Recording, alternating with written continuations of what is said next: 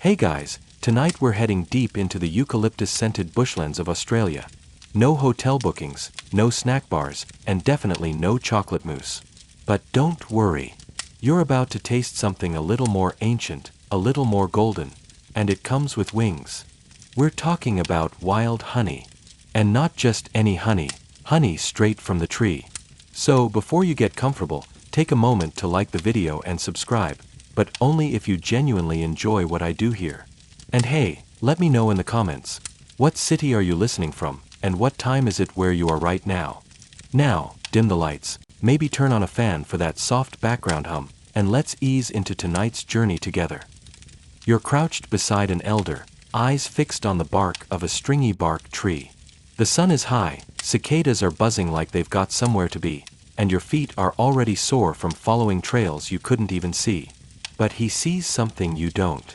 He taps the tree, listens, then smiles. Sugarbag, he says. That's the name for native stingless bee honey. It sounds cute, and it is, but collecting it? That's an art. These bees aren't like the ones you're used to.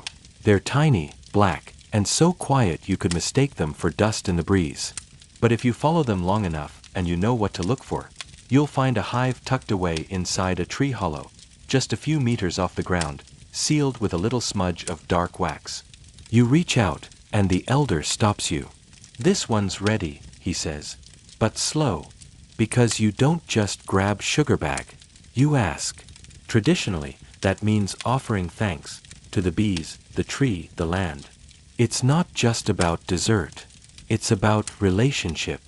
Then, carefully, he makes a small incision in the tree with a stone tool. And slowly, like a secret being whispered, the honey begins to flow. It's thick, amber gold, and not clear like supermarket stuff, more like treacle, rich and floral and wild. You dip your finger in, taste, and instantly, everything slows down. There's lemon in it, something herbal, something like wildflowers and eucalyptus after rain. It's sweet, yes, but it's also alive. Unlike commercial honey, Sugarbag ferments slightly in the hive, giving it a tangy, almost fizzy edge. You lick your lips, go in for another taste. But the elder gently covers the hole with beeswax. That's enough, he says. Because this isn't a buffet. It's a balance. Aboriginal people have harvested this honey for tens of thousands of years, always with care. Never taking more than needed, never damaging the hive. Some clans even had specific honey collectors, passed down through generations like a profession or a calling. And the hive? It's not just dessert. It's medicine. Used to soothe sore throats, treat infections, or mix into crushed leaves for ceremonial balms. In some regions, Sugarbag was even placed on wounds, not only for healing, but to signal the blessing of country. You watch as the elder presses the beeswax plug gently into the hive hole, sealing it shut. The tree lives. The bees recover. And the sweetness, it lingers on your tongue for hours. Historians still debate exactly how far back Sugarbag harvesting goes. The bees themselves have been around for millions of years. But Aboriginal stories, passed orally through generations, describe honey trails, bee spirits, and tree guardians, suggesting a long, deep connection between humans, bees, and dessert that predates history books. You wipe your hands on your knees. The honey's gone, but something warm and wild stays with you. Not just the taste, but the feeling that for a moment, you were trusted with sweetness. The morning mist hasn't fully lifted yet. You're still sticky from yesterday's honey, and your guide, calm, barefoot, and definitely amused, tells you today's dessert is something you won't find on a menu. Tree candy, she says. Which, okay, sounds like something your childhood self would fully approve of.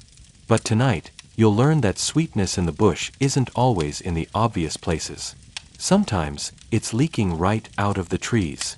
We're talking about bush sweets and tree saps. And no, it's not like maple syrup in a bottle.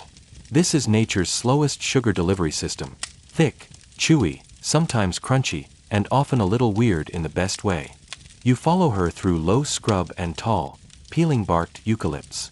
She stops at one, a bloodwood, gnarled and ancient, and points to a hardened amber lump sticking out like a melted gemstone. She breaks it off, hands it to you. It's sticky, resinous. You sniff it. It smells like honey and smoke had a baby. She nods. Chew it. Don't swallow it. And you do. It's sweet. Not candy sweet, more like herbal tea with a secret. Slightly sour at first, then mellow. It sticks to your teeth a little, and your brain has a brief moment of panic like, am I eating tree glue? You are. And it's amazing. Because out here, tree sap is dessert, and also a snack, a medicine, a water source, a chew toy, and sometimes all of the above. The bloodwood tree is famous for this.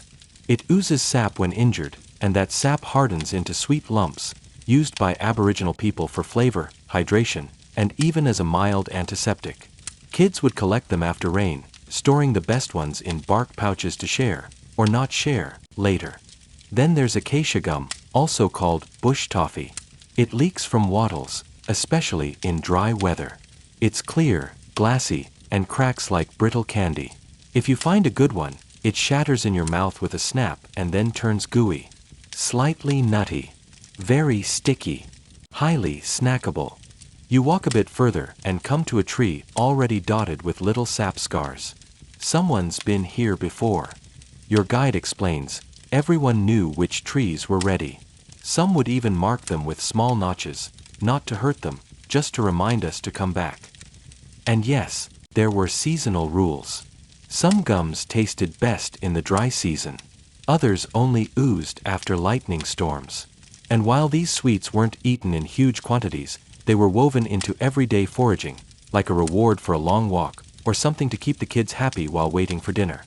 There's a story she shares about a group of children who once followed a possum trail and ended up collecting armfuls of wattle gum instead.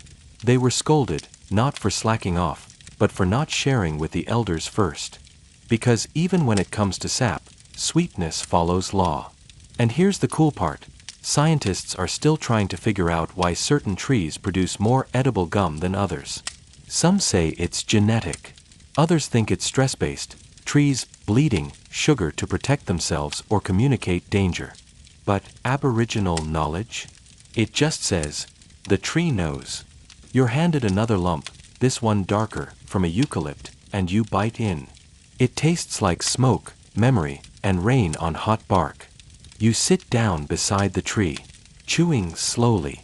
Sticky fingers. No spoons. No packaging.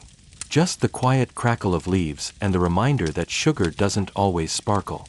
Sometimes it just seeps out when you're not looking. You wake up to the smell of something roasting. Not meat, not coffee, but something warm, nutty, almost chocolate-like if chocolate were made in a cave with a fire pit and good company.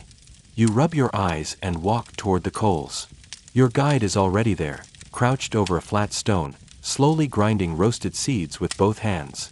She looks up and says with a grin, "Wattleseed, dessert of the desert." Tonight, we're meeting the quiet, brown, humble-looking seed that's actually one of the most ancient, protein-packed, flavor-rich ingredients in Aboriginal dessert history. Let's talk about wattleseed.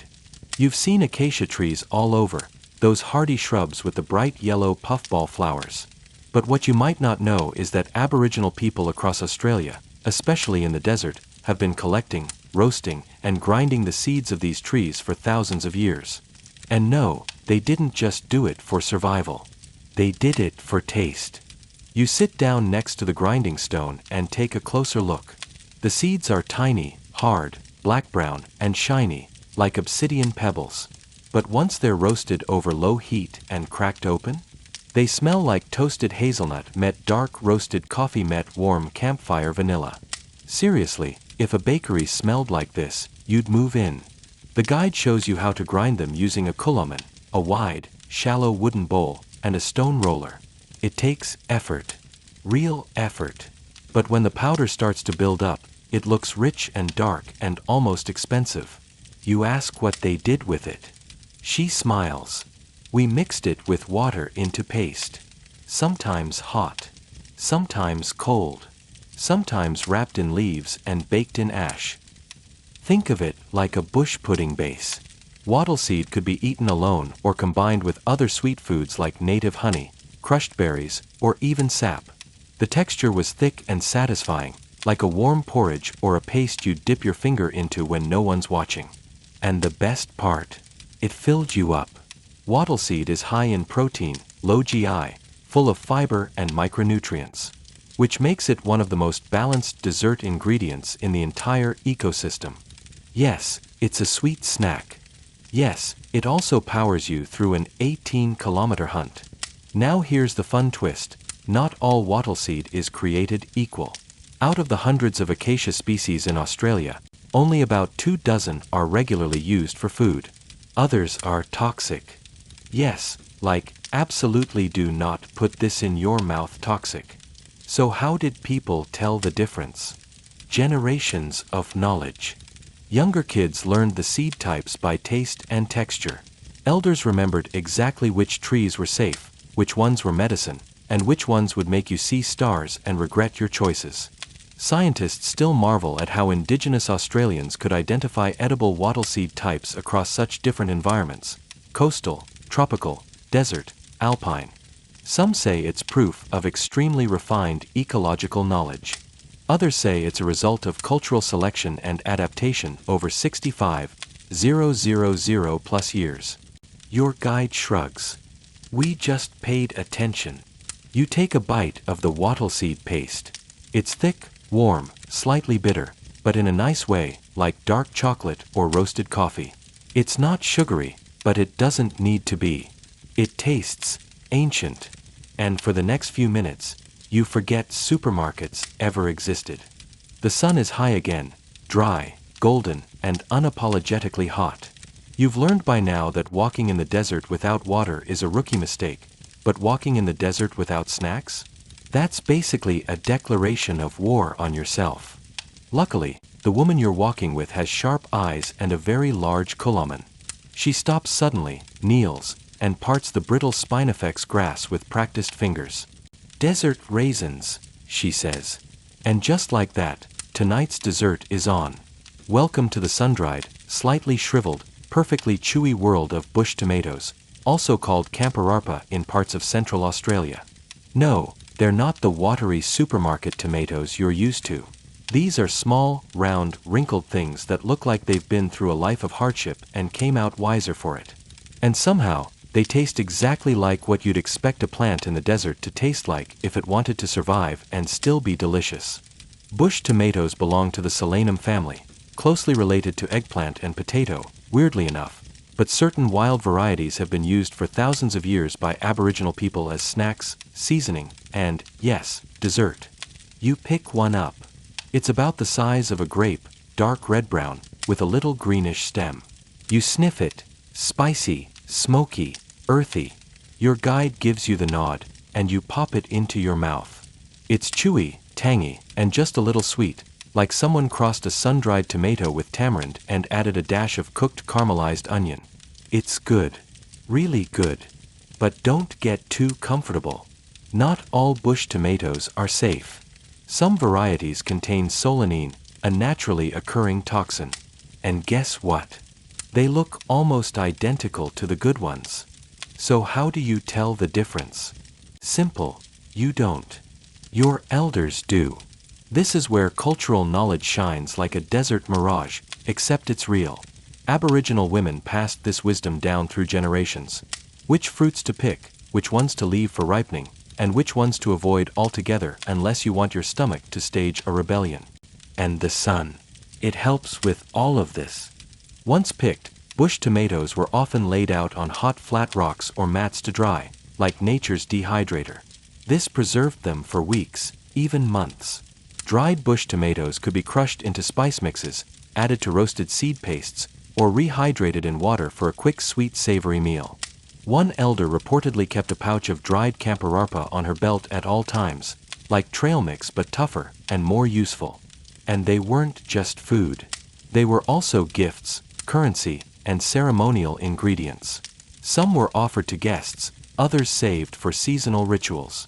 Historians and botanists still debate whether bush tomato preparation methods were mostly for taste, nutrition, or detoxification? Honestly, probably all three. Because in the desert, efficiency is dessert. You follow your guide to another plant, this one in partial shade. She picks a few, shows you how to split one with your fingers, and squeeze the seeds onto the sand. Next season, she says. And just like that, dessert becomes seed. Seed becomes next year's meal. Next year's meal becomes someone else's memory. You tuck a few dried ones into a leaf pouch. Later, your guide says, you can add them to ground wattleseed with a bit of honey if you're feeling fancy. The flavor. Like the desert made a jam and decided to keep it secret. And honestly, it's perfect. You've wandered into greener country now. The red earth has softened into something gentler underfoot, and ahead, scattered between low trees and rocky outcrops, are flashes of color, soft orange and deep crimson, tucked in clusters beneath spindly gray leaves. Your guide stops and gestures. Quandongs. You squint. They look like stone fruit from another dimension, like wild peaches redesigned by someone who's never seen a peach but really loves the idea of one. Tonight, we're biting into the jewel-toned world of quandongs, the vibrant, tangy, slightly tart fruit known to many as the wild peach of the bush. And yes, they were very much on the dessert menu. Quandongs grow mostly in arid and semi-arid regions of Australia, especially across parts of South Australia, the Northern Territory, and Western Australia. The fruit is small, about the size of a ping-pong ball, with a thin but intensely flavored skin and a large, knobless stone in the center. You pick one. The skin is soft but firm. You give it a sniff, a little apricot, a little tomato, and a little mystery. Your guide grins. Don't expect lolly sweet. Quandong makes you work for it. You take a bite. It's sharp, fruity, acidic, like cranberry met rhubarb and they had a sunburnt child. But once your taste buds adjust, it's addictive. A dessert you can't quite pin down, but somehow want more of. Quandongs were highly prized in Aboriginal communities for their flavor, nutrition, and storage ability. Unlike soft rainforest fruits, quandongs could be picked and dried in the sun, then stored for months, perfect for nomadic life or leaner seasons. Dried, they become chewy, tangy discs, a little like fruit leather, and were often soaked in water to rehydrate for cooking or eaten as is like nature's chewy sour candy. And here's where it gets creative. Some groups made fruit balls from mashed quandong, sometimes mixed with wattleseed paste or crushed nuts, then wrapped in paperbark and baked in ashes. The result: a bush version of tart truffle balls, firm outside, soft and sweet-sour inside. You're already imagining them on a dessert menu with a fancy name like pre-colonial power spheres. But wait, there's more. The seeds, large, rough, and deeply grooved, weren't edible, but they weren't thrown away either. They were sometimes used in ceremonial decoration, crafted into necklaces, or cracked open, carefully, for the tiny edible kernel inside, which tastes nutty and slightly bitter, like a cousin of an almond who's been living off-grid. And of course, there are stories. Some dreaming tracks describe the creation of the quandong tree as part of a landscape transformation, fruit growing where tears once fell, or where ancestors rested. In these stories, quandongs weren't just food. They were memory markers. One story even describes the fruit as being gifted to people by spirit beings, meant to test whether they could handle something both useful and sharp. A metaphor in a seed. Modern botanists have praised quandongs for their high levels of vitamin C, up to 5 times that of an orange. But your guide says something better. They keep you sharp, like their taste. Historians still debate whether dried quandongs were traded as far as coastal regions, or mostly consumed locally. But there's evidence of deliberate propagation, seeds planted near campsites or ceremonial sites, suggesting long-term culinary planning far beyond simple gathering. You pocket one of the wrinkled, dried fruits. It's surprisingly light, like it's been holding sunshine and waiting for someone to notice. Later that night, you eat another, slowly. It doesn't go down like sugar. It goes down like something remembered. The night air is warm, the fire's burning low, and someone's humming. Not a tune you recognize, but something older. Rhythmic. Steady. Like a lullaby made for the wind. You lean in closer as your guide draws a shape in the sand with a stick. A spiral, then a tree, then something that looks like a bee. She looks up. Sugarbag Dreaming. Tonight, we step away from taste for a moment, because bush desserts weren't just about sweetness. They were about story, connection, spirit. And no sweet story is more deeply woven into the dreaming than that of Sugarbag, the native stingless bee honey we tasted back in section 1. But tonight, we're going deeper, not into the tree, but into the story behind the tree. In many Aboriginal cultures, especially in northern and central Australia, Sugarbag isn't just food.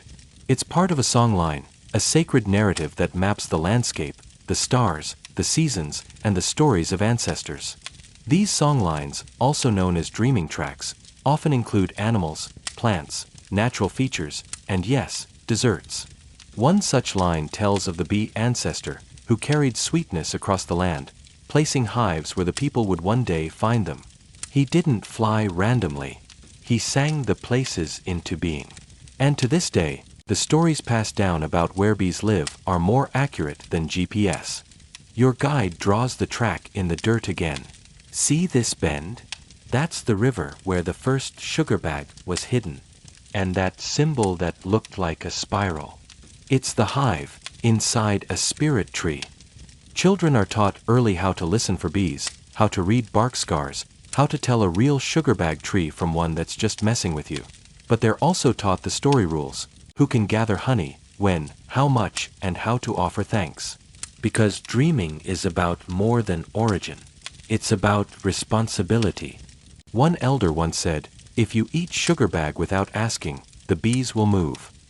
And sometimes, they did. This isn't superstition. It's culture as conservation, rules designed to protect species, ecosystems, and relationships across generations. People knew which trees needed resting, which hives to skip, which children were ready to learn the sugarbag story, and which ones needed another year. And sugarbag wasn't just eaten.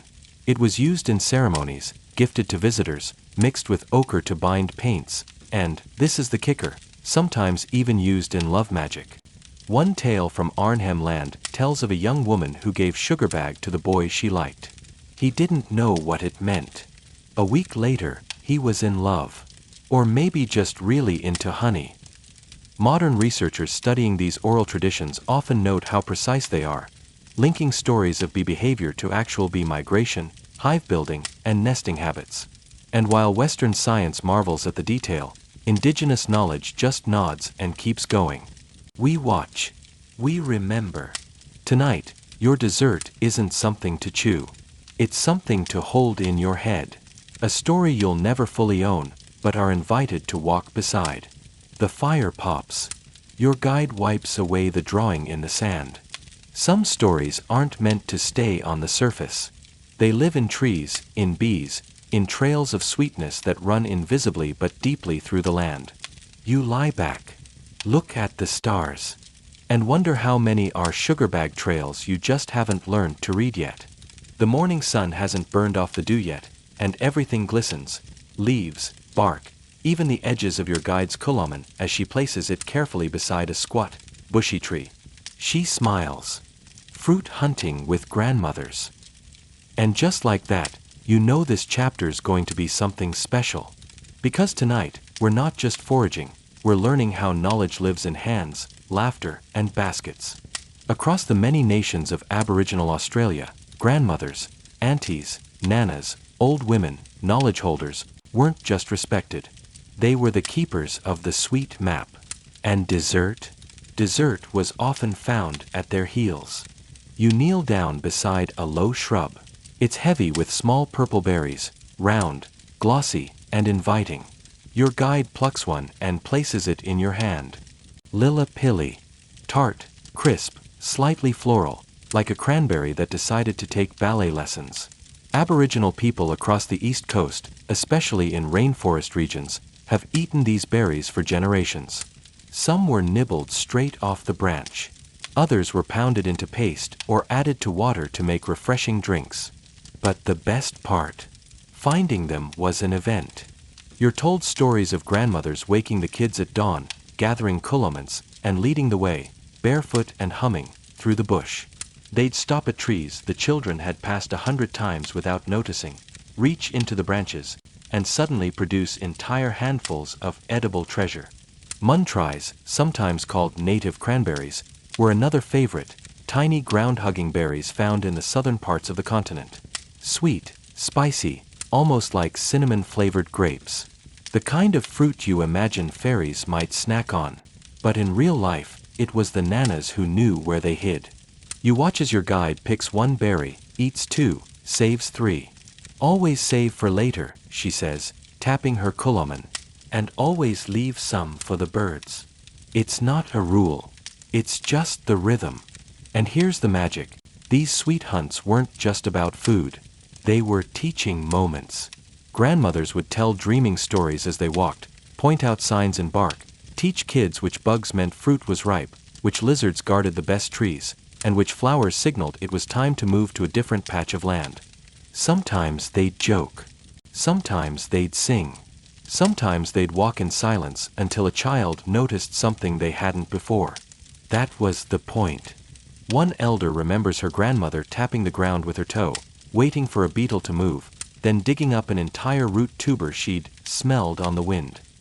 And dessert was the reward, not for speed, but for attention.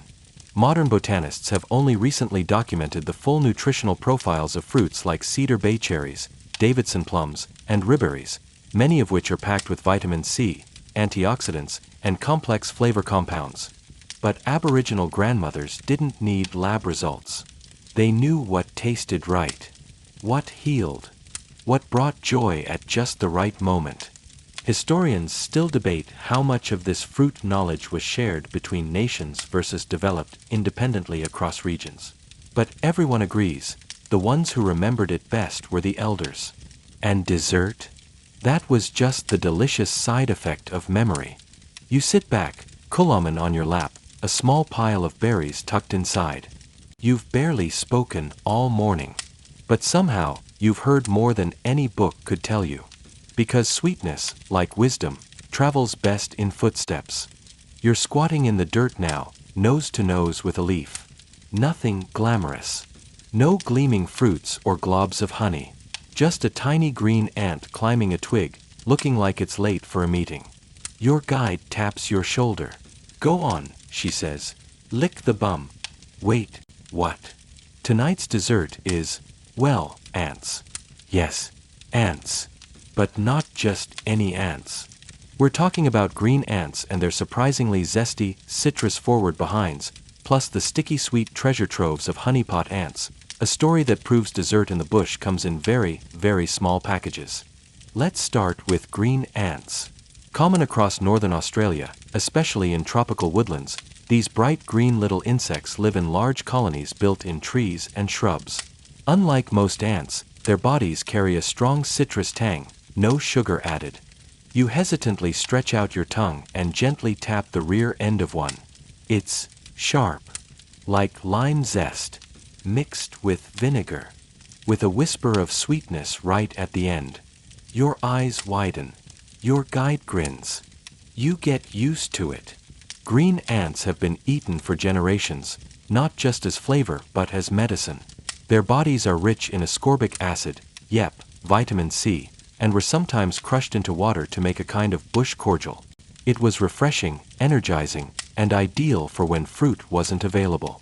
Plus, they were portable. You just needed a stick and some bravery. But the real showstopper? Honeypot ants. These beauties live underground in desert areas, and you can't spot them easily unless you know what to look for. But your guide, oh, she knows. She gently digs near the base of a mulga tree, her fingers brushing away red sand. Soon, she reveals something extraordinary, a cluster of fat, golden-brown blobs hanging from the ceiling of an ant chamber. You blink. They look like grapes. These are the storage ants, she explains. These worker ants are fed nectar by their sisters until their abdomens swell into translucent tanks of sweet syrup. They hang there, motionless, storing the colony's sugar reserves. When food is scarce, other ants tap them for a drop of energy. And humans? Well, humans sometimes do the same. Your guide plucks one carefully and hands it to you. It's squishy but firm. You bite gently. Boom. Sweetness floods your mouth. Rich. Syrupy. Almost caramel-like, with a faint herbal note, like nature bottled dessert and gave it legs. You try not to look at the ant head still attached. It's fine. She lived a good life. Aboriginal people across desert regions, like the Western Desert and parts of Central Australia, have eaten honeypot ants for thousands of years. They weren't eaten in bulk, that would destroy the colony, but rather gathered respectfully, often by women who passed down the knowledge of ant nest locations. Some nests were visited once a year. Others were part of rituals, offered to children during ceremonies or used as a treat for successful hunters. The ants were dessert, but also story. And here's the thing. The ants taught humans about the land, too. Green ants nesting high in trees? Dry seasons here. Honeypot ants disappearing deeper underground? Big rains coming. Ecological knowledge. Told in 6 legs and sugar. Modern entomologists still study how these ants convert nectar into that perfect consistency, and why it doesn't ferment. But ask your guide and she'll shrug. They store sweetness the way we store songs. You lean back, sand on your hands, sweet on your tongue, and the tiniest tickle of citrus still lingering from your first brave ant lick. It's not what you expected. But then again, nothing here ever is. And somehow, that makes it taste better. The bush opens up to something you didn't expect. Tall, spiky trees with thick, blackened trunks and explosive green crowns that look like they're having a very dramatic hair day. You stare. Grass trees, your guide says, patting one gently like an old friend. And yes, they're edible. Tonight, we're sipping sweetness, bush style. Because some desserts weren't chewed or scooped. Some were sipped, slurped, or sucked off the side of a flower. Say hello to grass tree nectar and the gentle tradition of making sweet drinks from blossoms. Now, grass trees, also known as xanthorrhea, are iconic in Australia. Their long, spear-like flower spikes shoot up sometimes over 3 meters tall, covered in thousands of tiny blooms that are absolute nectar magnets. You walk up to one and touch the flower spike. It's sticky. Bees buzz lazily around your fingers, and if you lean close enough, you can smell it. Faintly floral, slightly smoky, and warm from the sun. Your guide shows you how it's done. No juicer. No straws. No blender. Just a bark bowl, a few pieces of clean grass, and a method so simple it's kind of brilliant. Shake the flowers gently over the bowl. Tiny droplets of nectar fall like honeyed mist.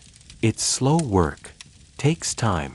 But soon you have a shallow pool of lightly sweet liquid, golden and clear. She hands you the bowl. You sip. It's delicate. Like a whisper of sugar dissolved in herbal tea. A far cry from soda or processed syrup. This is sweetness you have to listen for. And this wasn't the only nectar-based treat. In the north, Aboriginal people also drank from grevillea flowers, carefully collecting the nectar in their hands or by shaking the blooms into small containers. Sometimes the flowers were dipped in water to make a bush cordial, slightly pink, faintly fizzy, and surprisingly refreshing. There's even a story about a group of kids who once made a full juice stand out of grevilleas, trading sips for goanna stories. Their parents were mostly amused. Your guide smiles at that memory. We didn't sell it, but we shared it. Always. And sometimes, if the mood was right, the blossoms were combined with paperbark ash to add texture, or even thickened with a bit of crushed seed meal for a sort of nectar soup. Yes, nectar soup. You sip again, trying to imagine this subtle little drink as the reward for a long day's walk. And suddenly, it clicks. It's not just about the taste. It's about stillness. The act of sitting quietly, noticing the bees, shaking the flowers without disturbing the tree, tasting the day in liquid form. Modern studies have shown that nectar from native Australian flowers contains trace minerals and surprising amounts of energy, enough to keep you going, especially in hot climates. But traditional knowledge already knew that. It just didn't need a lab to say so.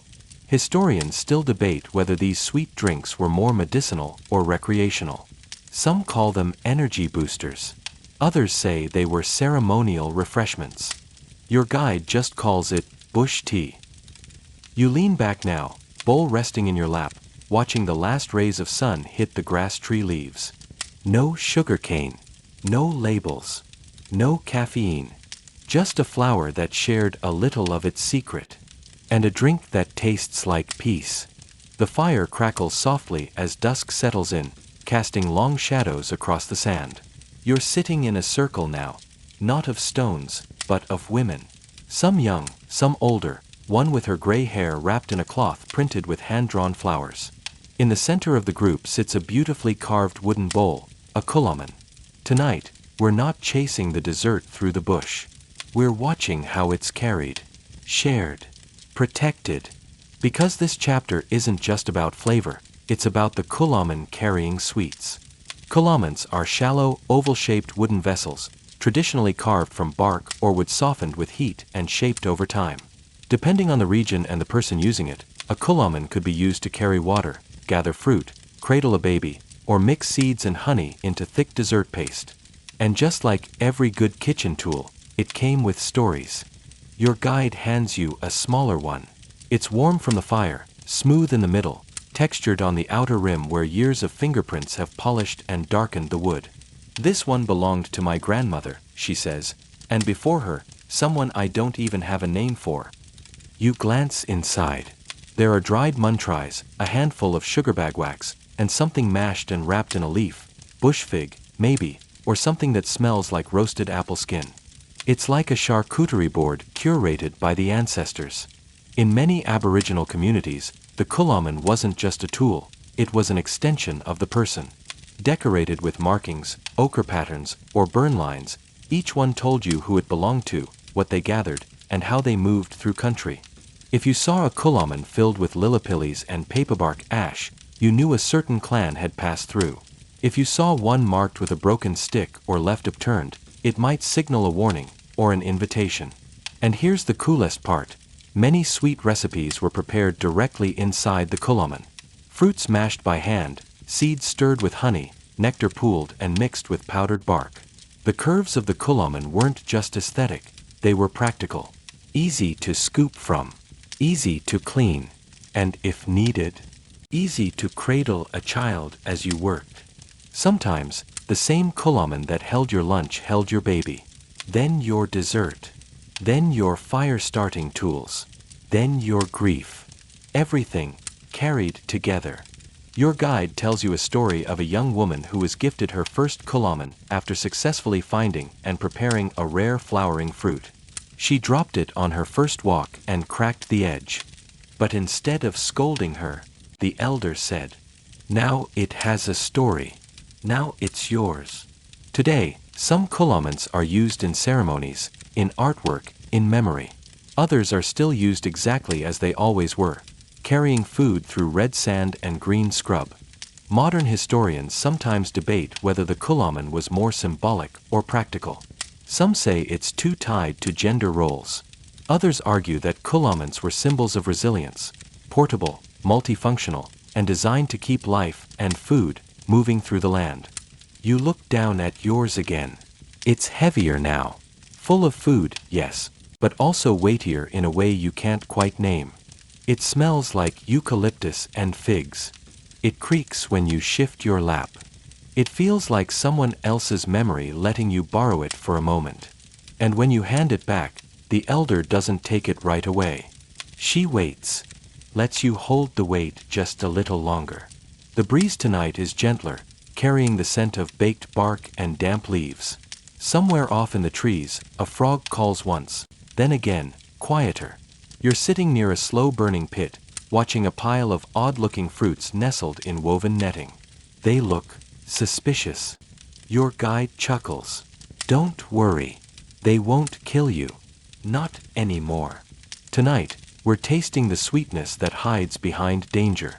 This chapter is about cycads, ancient palm-like plants with bright, tempting fruit, that also happen to be toxic unless handled with serious care.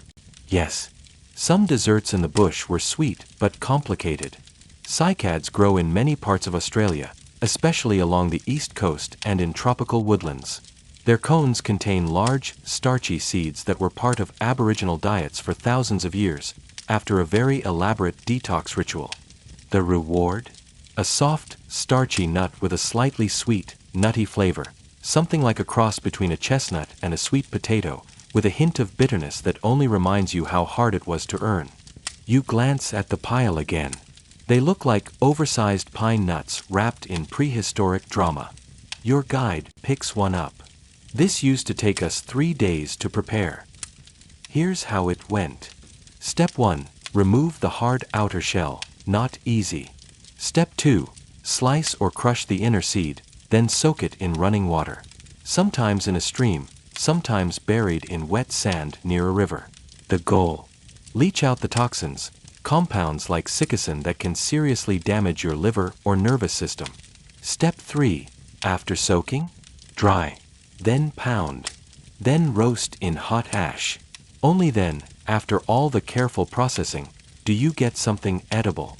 Something that can be mixed into seed cakes, kneaded into paste with bush honey, or wrapped in paperbark and slow-baked until soft and fragrant. One elder called it the dessert that tests your patience. You take a bite of the final product. It's earthy, slightly sweet, mild, but comforting. The kind of snack that doesn't try to impress you, but sticks around in your memory anyway. And here's what's fascinating. For generations, people passed down exact knowledge of which species were safest, how long to soak them, what signs to watch for, and which seasonal changes made them more dangerous. There are over 60 species of cycads in Australia, and most of them are toxic. But Aboriginal people didn't avoid them, they learned to work with them. The process became ritual, story, skill, and ultimately, dessert. Some historians argue this knowledge represents one of the most advanced toxin removal food systems in the world. Others point out that in times of scarcity, cycads were a critical backup food, particularly during dry seasons when fruits and honey were hard to find. But your guide has a simpler take. It taught us respect. For food. For elders. For patience. You nod.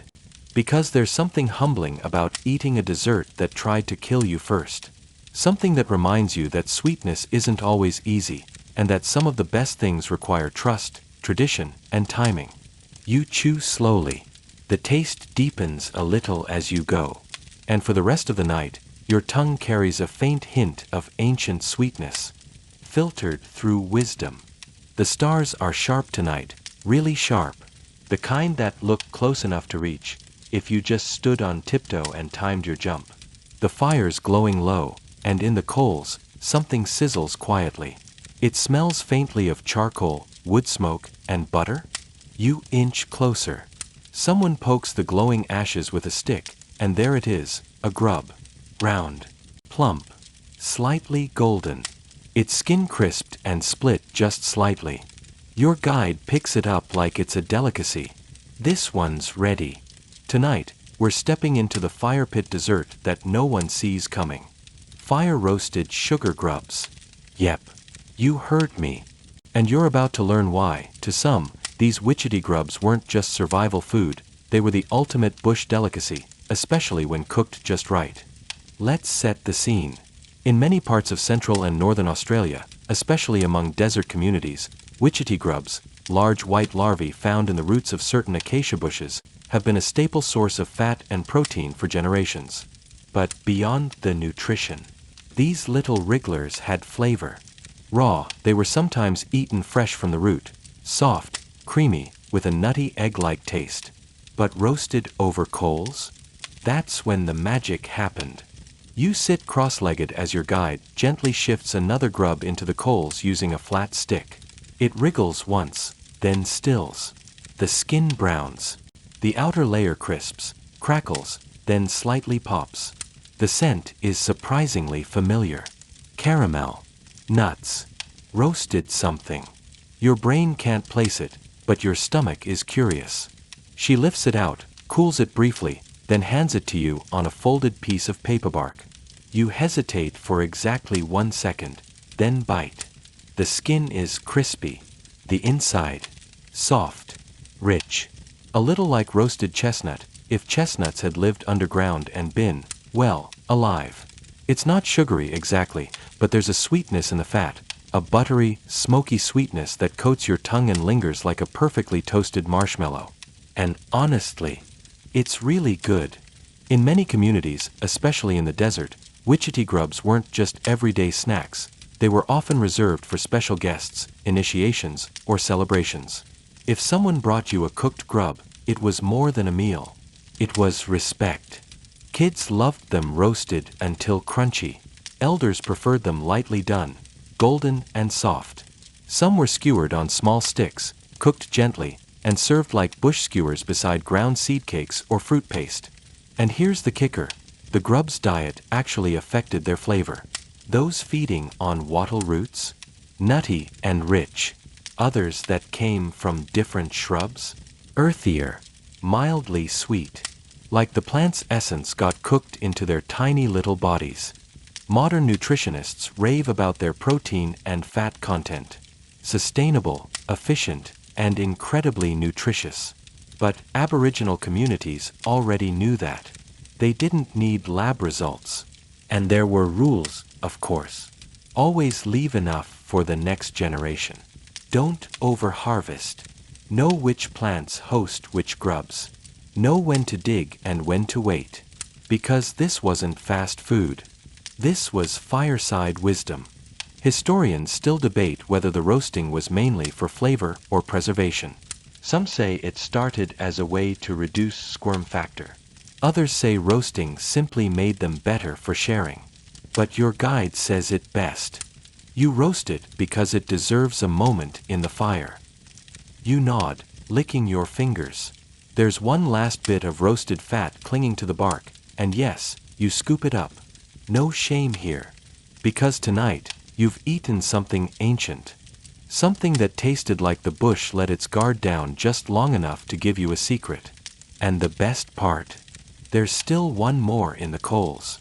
Tonight's sky is overcast, and there's a cool dampness in the air. You're huddled near a small cooking fire, not for warmth, but because something good is steaming under a carefully folded bundle of bark and ash. Your guide crouches beside it, turning it gently with a stick. The smell is soft, earthy, a little nutty, with a whisper of sweetness like banana bread cooked in a forest. She nods at the bundle. Paperbark pudding, she says. And you're about to witness one of the bush's coziest culinary traditions.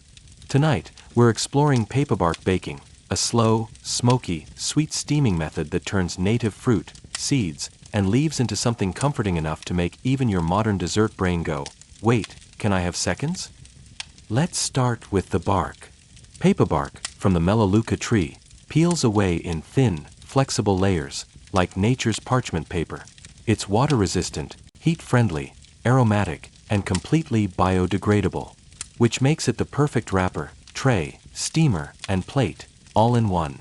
Aboriginal communities across northern Australia have used it for centuries in everything from roofing to bedding to, you guessed it, baking dessert.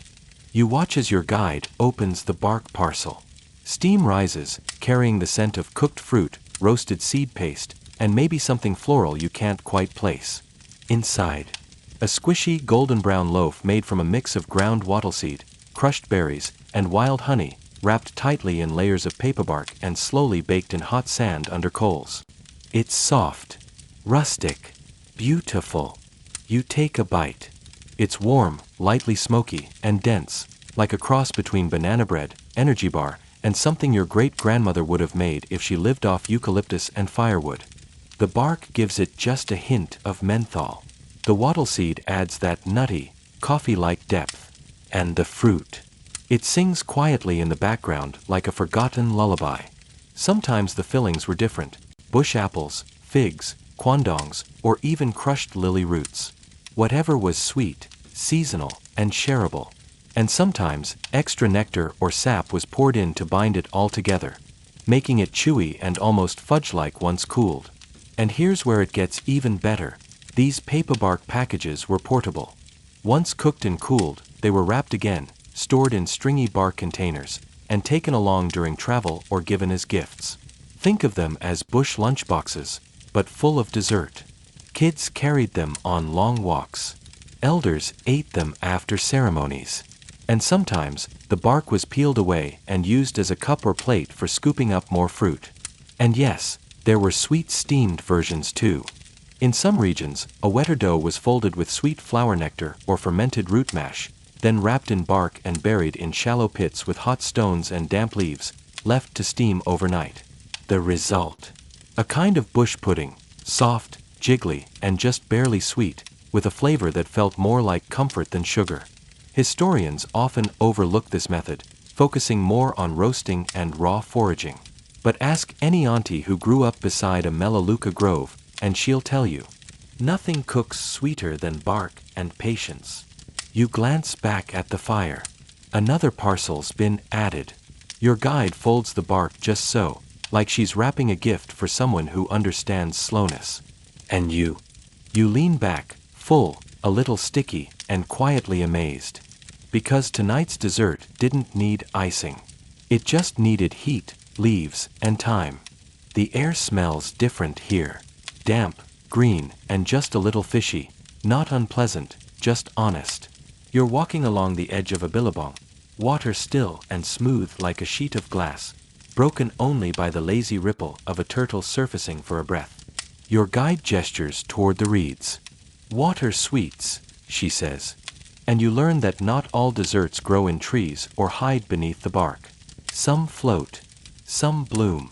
Some live right under the surface, waiting for the right hands to find them. Tonight, we're wading into the world of Riverbank snacks and aquatic treats, the underrated, often overlooked corner of Aboriginal dessert tradition where sweetness rises from the water itself. Your feet sink into soft mud as you approach a patch of water lilies, large, round leaves that seem to hover like green stepping stones. But the real treasure, it's beneath them. Your guide reaches into the water, feeling gently around the roots.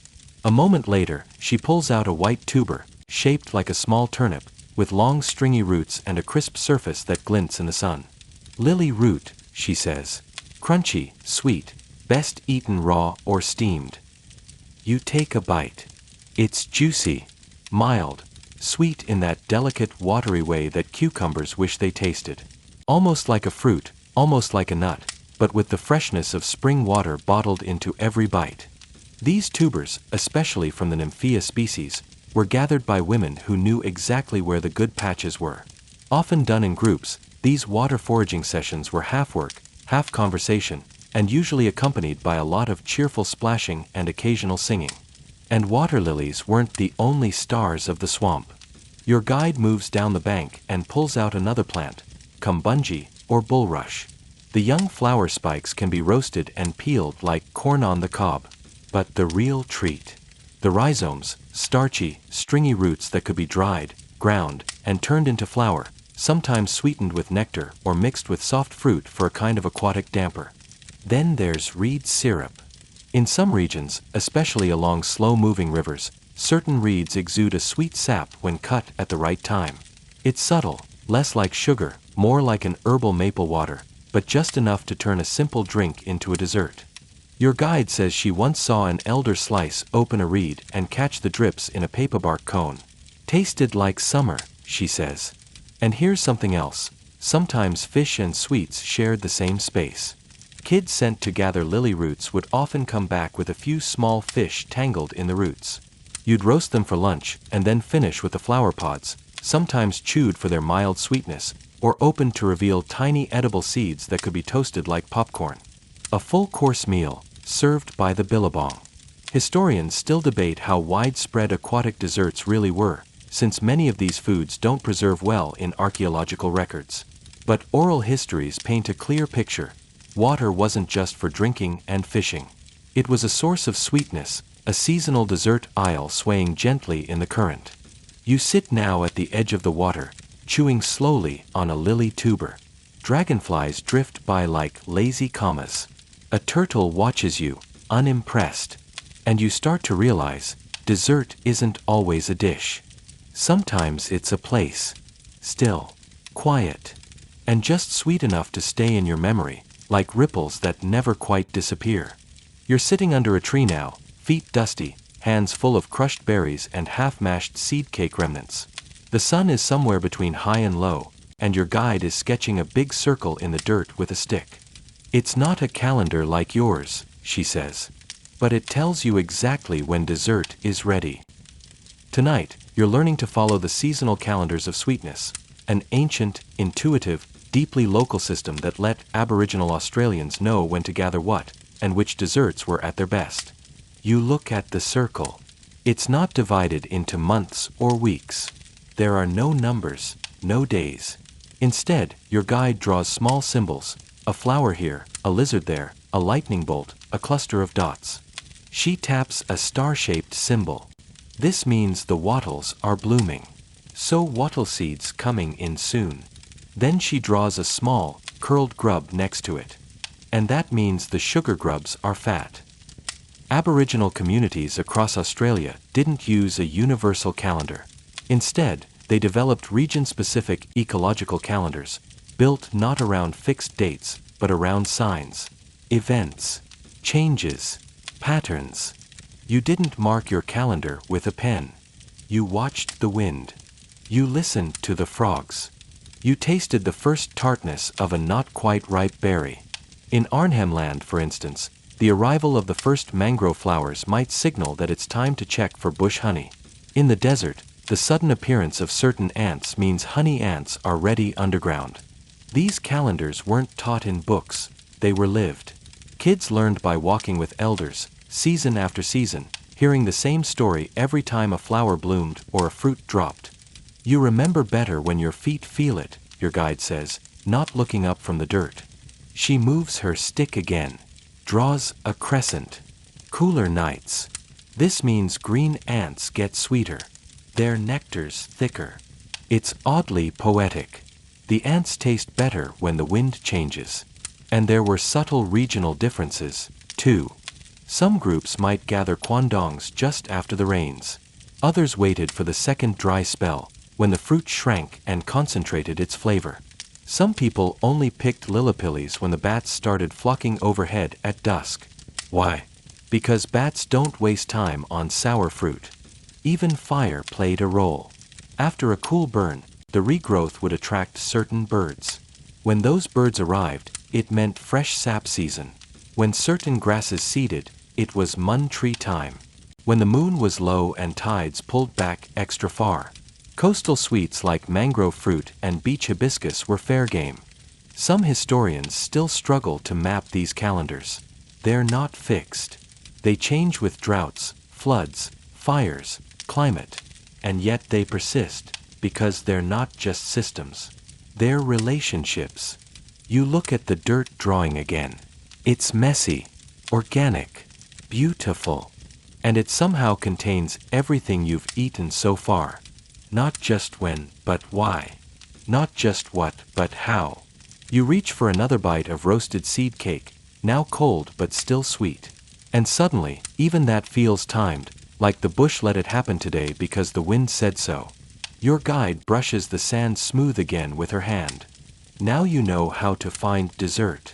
But only if you know how to wait. You're leaning back against a rock now, belly full, pockets sticky, and fingers permanently stained by berries you can't pronounce. It's been a good day. A delicious one. But tonight, there's a lesson coming.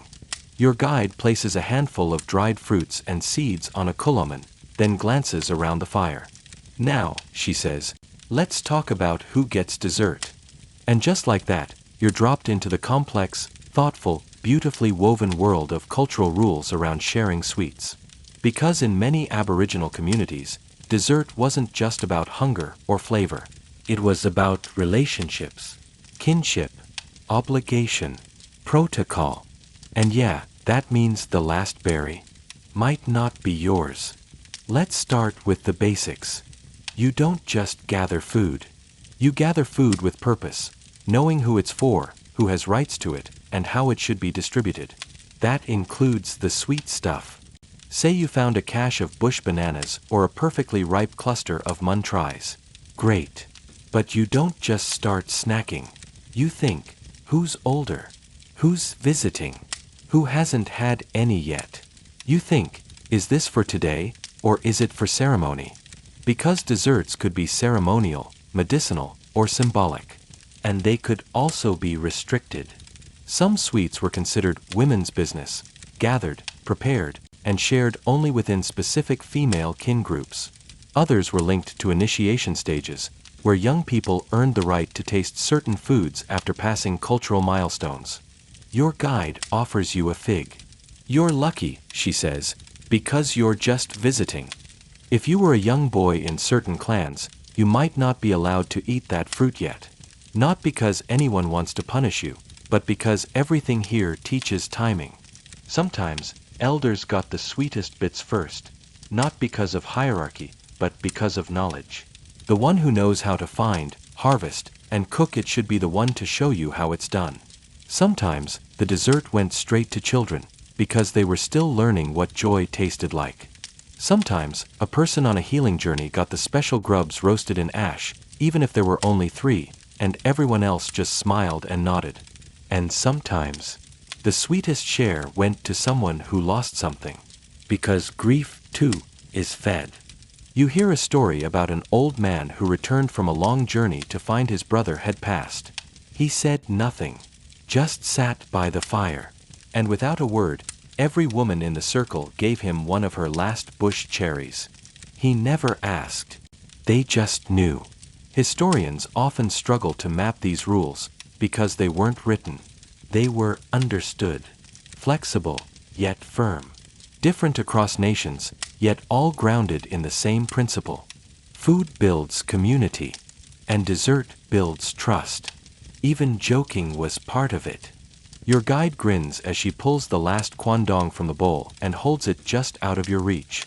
This one's for my cousin's niece who isn't here right now, but she might show up tomorrow, and I don't want to disappoint her. You laugh. She laughs. Then hands it to you anyway. Because sometimes, the rule is, share it with the visitor. Let them feel it. Let them remember it. Let them carry it somewhere else. You eat it slowly. And suddenly, sweetness tastes like something you've been trusted with. The fire's nothing but glowing embers now, just warm enough to cook, but not burn. You're watching your guide gather handfuls of fine white ash, sifting it through her fingers like flour. She mixes it with crushed seed paste, adds a handful of dried berries, and begins shaping small cakes. You're confused. Ash. In dessert. She notices your face and laughs. Yes, we cook with ashes, she says. And sometimes with clay. Depends on the story you want to tell. Tonight, we're going full bush gourmet, into the unexpectedly delicious world of cooking with ashes and clay to make sweet foods better, safer, and weirdly satisfying. You watch as she wraps the cakes in green leaves, then nestles them into a shallow pit lined with warm ash. Not fire, not coals, just the fine, soft powder that holds heat like memory. The cakes bake slowly, gently. No burning. No scorching. Just slow, even warmth that thickens the outside while keeping the inside soft and slightly chewy. Aboriginal people across many parts of the continent used ashes as a key part of dessert preparation, especially for seed cakes, root pastes, and fruit dumplings.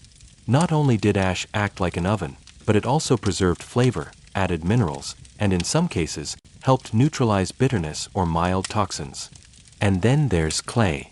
Your guide pulls out a rounded stone and breaks it open. Inside is a lily root, baked with a thin coating of pale gray mud. The clay hardened in the fire and now peels away like a perfect little shell, revealing something soft, sweet-smelling, and gently steaming. You bite in. It's earthy, mellow, a little smoky. And the outside. Just a hint of salt and minerals from the baked clay. It's dessert with a crust made of dirt. And it works. This clay baking method wasn't just about taste. It was also a form of protection, keeping fragile foods from burning, helping them cook evenly, and sometimes sealing in moisture when traveling. In some cases, the clay coating was cracked open hours later like a present from the fire. One community used a mix of red ochre and soft clay to bake sweet yam tubers during harvest season. Others pressed flattened seed patties into warm, ash-covered bark trays, letting them crisp slowly while infused with the smoky scent of eucalyptus. Historians still debate whether the use of ash and clay was culinary creativity or survival necessity. Your guide shrugs. Why not both? And then she tells you this. Fire doesn't just destroy. It teaches you how to wait. That line stays with you. Because ash cooking is a lesson in patience. You can't rush it. You don't flip or stir. You trust the heat, the timing, the thickness of your leaf wrap. You learn to listen for small cracks. To smell the shift from raw to just right. You reach into the ashes now and lift one of the finished cakes. Its outside is firm, slightly gritty from the coating, but the inside is warm and soft, nutty, sweet, a little tangy from the berries. You eat it in 2 bites. And yeah, you kind of want 5 more. Ash might not look like dessert. Clay might not sound like a recipe. But together, they're part of a system that's older than cookbooks, older than ovens, older than any single fire you've ever seen. And in that warmth, you taste something more than food. You taste trust in process. And just a little bit of smoke. The sun is dipping low again, brushing the tops of the scrub with that soft orange glow that makes everything look like a painting. You're walking along a winding bush path, crunching dry leaves underfoot when your guide suddenly pauses by a tangle of vines and pale green leaves. She points upward. Hanging delicately from a twisting stalk is a long, curved pod. Almost like a skinny cucumber. You squint. It's not ripe yet, but you already know this one's going to taste like a secret. She grins. Bush bananas, she says. Even the flowers are a treat.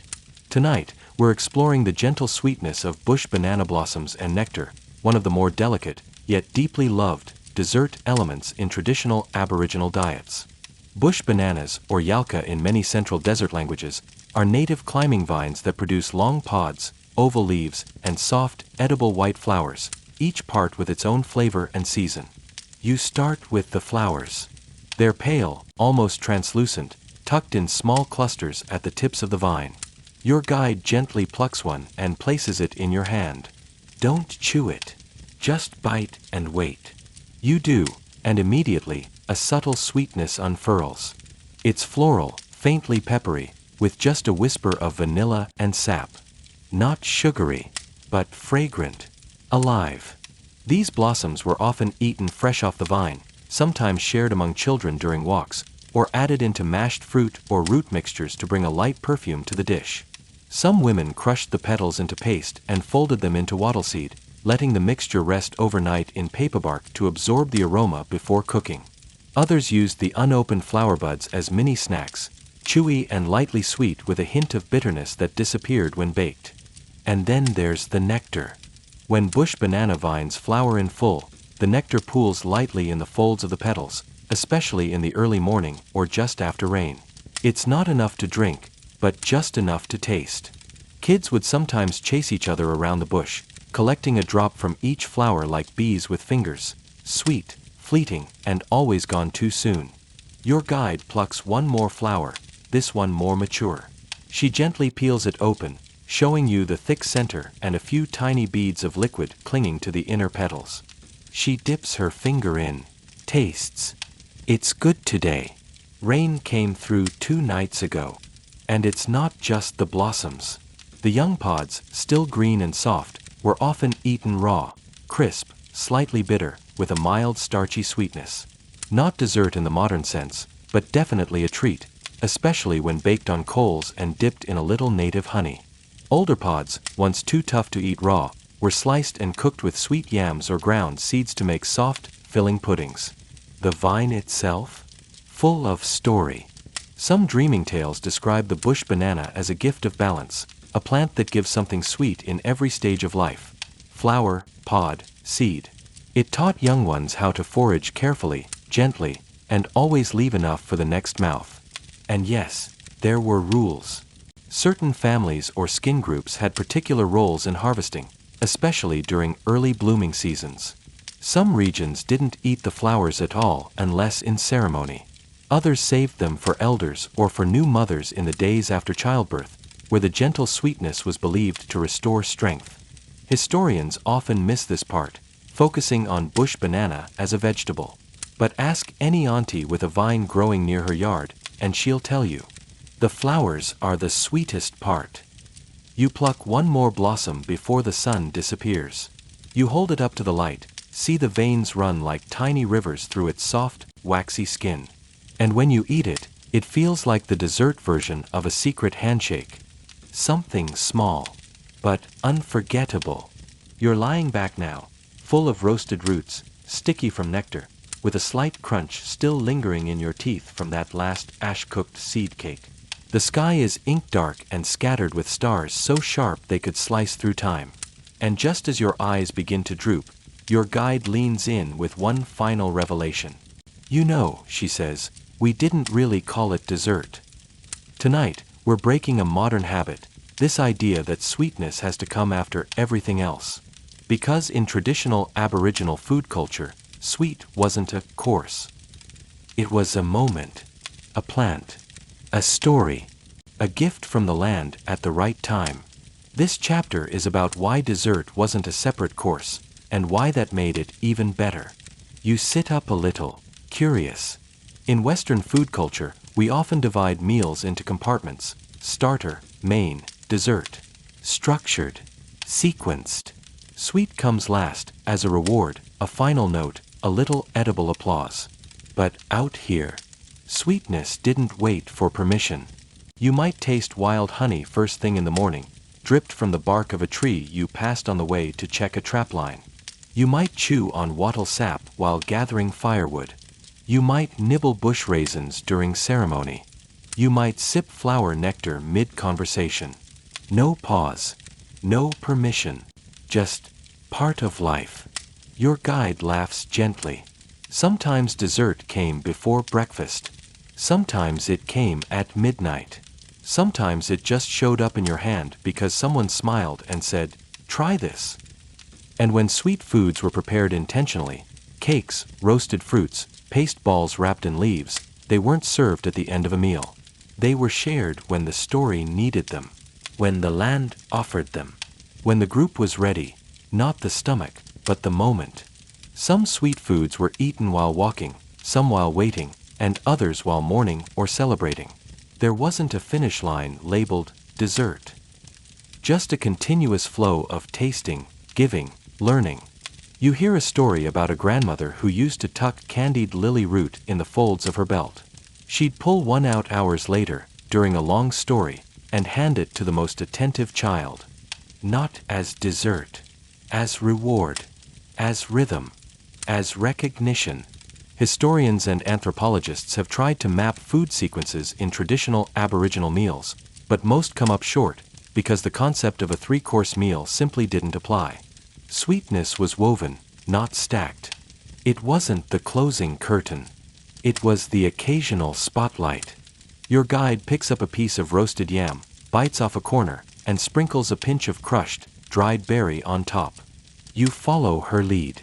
It's not dramatic, not flashy, but in that one simple bite, you taste earth, sun, memory, and something gently sweet sliding in without an introduction. And it's perfect. Because maybe dessert doesn't need to come last. Maybe it just needs to arrive when you're ready. The coals have faded to a soft red glow, and your eyelids feel heavy. The bush is quiet now. No more footsteps, no more foraging, just the sound of wind moving gently through trees like it's whispering secrets in a language older than words. Your guide sits beside you, peeling a thin strip of bark and twisting it slowly in her hands. "I want to show you something," she says. She reaches into a pouch and pulls out a small wrapped bundle, neatly folded leaves tied with twine. She opens it carefully, and inside is a small square of something sticky, dark, and glistening under the firelight. This is new, but it's old too. Tonight, we close our journey by stepping into now, into the way traditional desserts are being revived, reimagined, and reloved by indigenous communities and chefs across Australia. Because the story didn't end.